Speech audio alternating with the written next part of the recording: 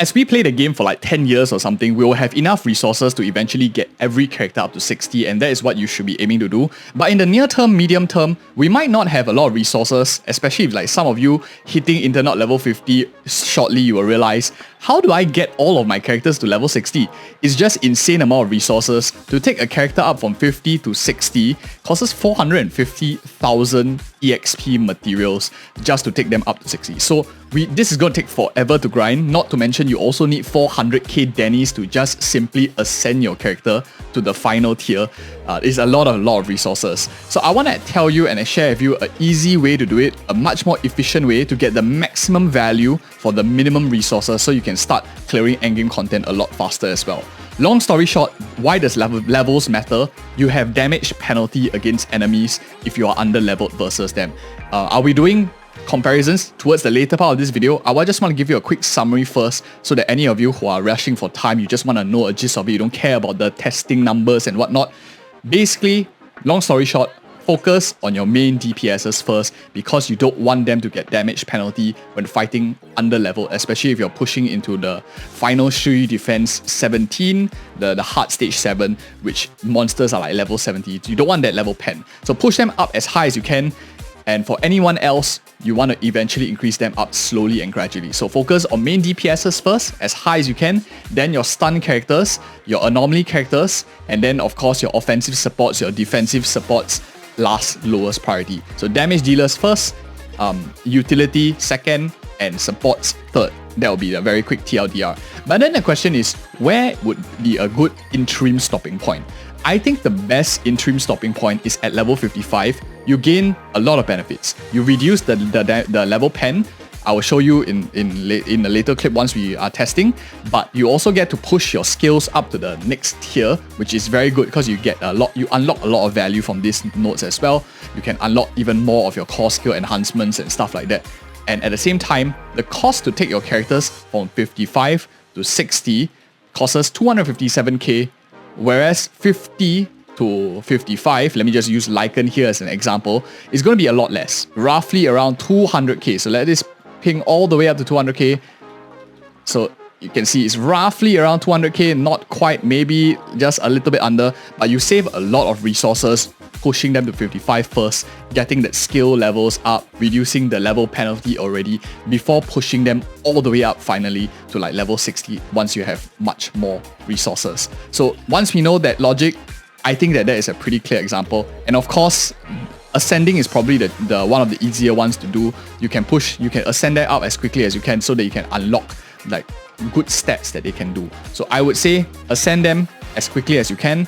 Once you have the resources to level them up, take them up as well. It might take some time to farm, but you should do it in tandem with all of your characters. So step by step again, focus on your main DPS, ascend them, level them up, then ascend your second priority characters, then level them up, and finally your supports, ascend your supports and then level them up, because it's quite a lot of materials that they require. You have to farm like these tier 3 materials for quite a number of times, and as well as these 400k Dennies is very expensive. It seems like there's no discount between S and A rank also, so it's a lot of resources poured into certain characters. You should only be leveling characters that you plan to use in the long run as well, because it's a lot of wasted resources if you push them up to 60.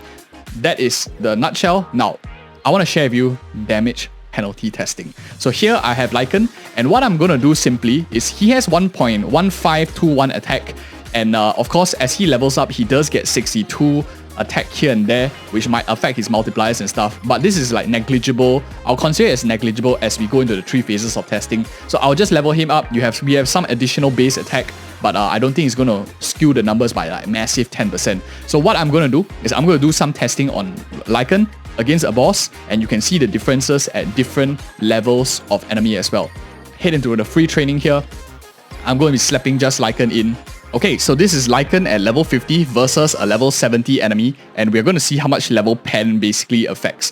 All the criteria is going to be kept the same. I'm just going to level him up. Let's see the first strike. So I'll just hold. So first strike is like roughly 1k.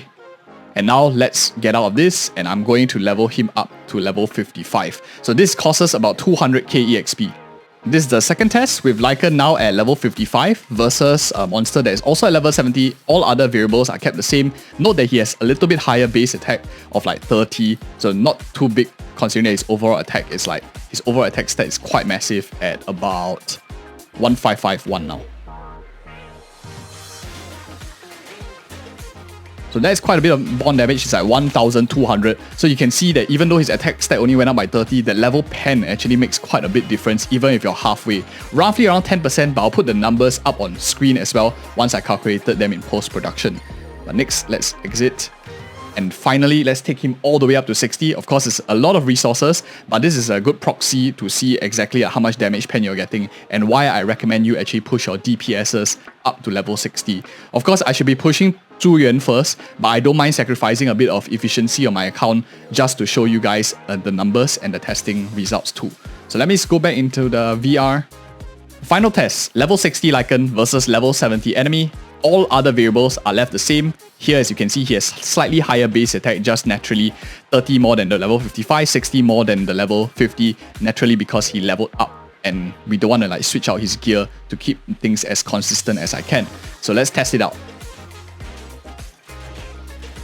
1.3k damage increase in the last test that we saw for the difference between level 55 versus level 60 is roughly around 8.5%. You get that increase, so it's still very substantial and worth it to take your DPSs from level 50 to 60 even though it costs us a little bit more money. One thing you notice is from 50 to 55 you actually already get like 9.4% of damage, so you spend a lot less resources from 50 to 55 yet you get more of the damage gains. That's why I highly recommend 55 as a stopping point, interim stopping point rather, just a temporary one till we get more resources. But why you want to push your DPSs to 60 even before you like level up any of your other characters is because you still gain a lot of damage increase from pushing them to 55 to 60. Is in totality from 50 to 60 is a whopping 18.7%, but if you stop at the halfway mark you only get like 9.4. When you push them up all the way from 55 versus 60, that's another 8.5% damage increase. This damage increase is of course guaranteed, so if you push them from 50 ascended to 60, 18.7% damage increase guaranteed, versus let's say you will spend all your resources farming. I think it's much better and much more nicer way of getting about a 20% and damage increase from guaranteed stuff like credits, gear, credits and Danny's and whatnot.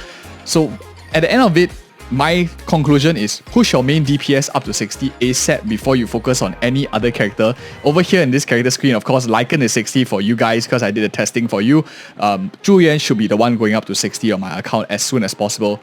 After that, you can consider pushing your stun to like level 55, and I'll maybe even hold my stun character off at level 55, level the other damage dealers like maybe Piper, if I have Grace, push them up to 55 as well, and then offensive supports that maybe do some damage, you can take them out to 55. You are basically looking for that damage increase of about 8.5% if you min-max and push them from 55 to 60. You can do that in a little bit, of course. But if you found the numbers helpful, if you found the video helpful, do like and subscribe and share it with other of your friends who are approaching Internaut level 50 as well. I think this is quite important to know what is the exact efficiency you can get out of this. And again, guys, thank you so much for watching. Thank you for your attention. If you appreciate our content, do like and subscribe, and see you in the next video.